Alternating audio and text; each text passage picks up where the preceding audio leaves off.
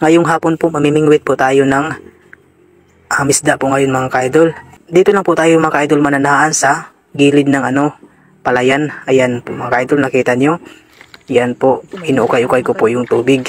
Kadalasan po kasi mga ka-idol, dyan lang sa mga may butas-butas yung nakatira yung mga isda mga ka-idol. Katulad na lamang ng kahok. Minsan din, pag malaki yung butas, kadalasan may mga kasili dun.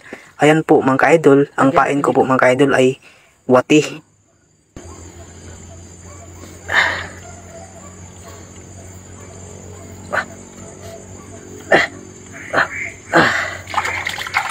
Ayan po mga ka-idol, kapag namingwit po kayo o mananaan po mga ka-idol, lagyan nyo sa may mga butas-butas kasi kadalasan dyan nakaano yung mga isda.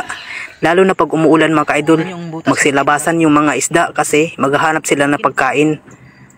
Yan mga ka-idol. Katulad yan mga ka-idol, may butas dyan. Punta tayo sa kabila mga ka-idol. Yan. Yan mga ka-idol, bulati lang po yung pain ko dyan mga ka-idol. Epektibo naman po yung bulati mga ka-idol. Pangalawa na butas yan mga ka-idol. Yan. Diyan talaga mga ka-idol, sigurado talaga mga isda dyan mga ka-idol. Tsaka mga ka-idol, ito mamayang gabi mga ka-idol, sigurado talaga mga isda dito mga ka-idol. Yan o.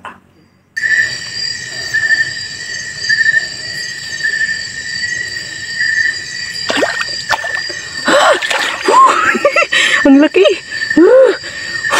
Ang laki mga ka-idol. Tingnan nyo. Jackpot! Jackpot mga ka-idol! Ang laki! Parang nilubog pangalawa! Pangalawa na naman mga ka-idol! May pangalawa na! Salamat! Yan, pangalawa!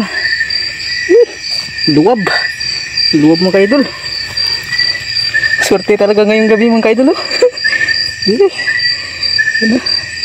Swerte. May bib. Ayan, luwab.